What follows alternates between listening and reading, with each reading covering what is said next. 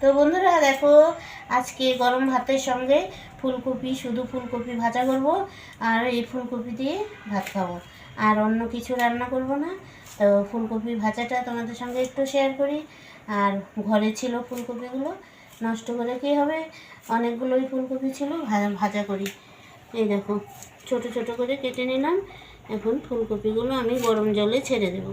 এই দেখো বন্ধুরা, গরম জলে লবণ দিয়ে দিলাম, আর এই যে এখানে ফুলকপিগুলো দিয়ে দেব, দিয়ে একটু গরম জলে ভাপিয়ে নেব। তারপর ফুলকপিটা ভাজা নেব। কপির গায়ে অনেক নোংরা থাকে, সার দেওয়া থাকে, একটু ভাপিয়ে নিলে ফুলকপিটা ভালো হয় খাওয়া। কড়াইতে তেল দিয়ে দিছি, এই যে কালো জিরা ফোড়ন দিয়ে দিলাম, আর এখন কপিগুলো দিয়ে দেবো।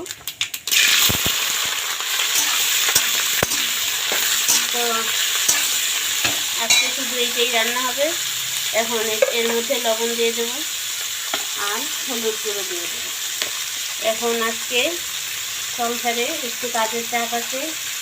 যখন সংসারে কাজের চাপ থাকে তখন আমি এই সবটাকে এইভাবেই রান্না করি। তো এখন এটা নাড়িয়ে নিয়ে ঢেকে দিয়ে দেবো। এই দেখো, আমার গরম গরম ফুলকপি ভাজা হয়ে গেছে। এখন গরম ভাতের সঙ্গে পরিবেশন করব।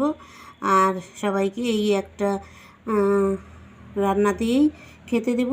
আজকে একটু তাড়াহুড়ো আছে, আর কিছু রান্না করলাম না। ফুলকপি ভাজা দিয়ে ভাত খেয়ে নেবে, আর সঙ্গে একটু পেঁয়াজ দেব। এই দেখো, ফুলকপি ভাজাটা খুব সুন্দর করে ভেজে নামিয়েছি। ভাত দিয়ে খেতে টেস্ট লাগবে।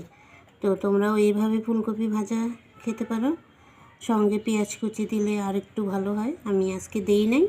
তো চলো, ভিডিওটা এখানেই রাখছি। তোমরা ভালো থেকো, সুস্থ থেকো, আর আমার সাথে থেকো।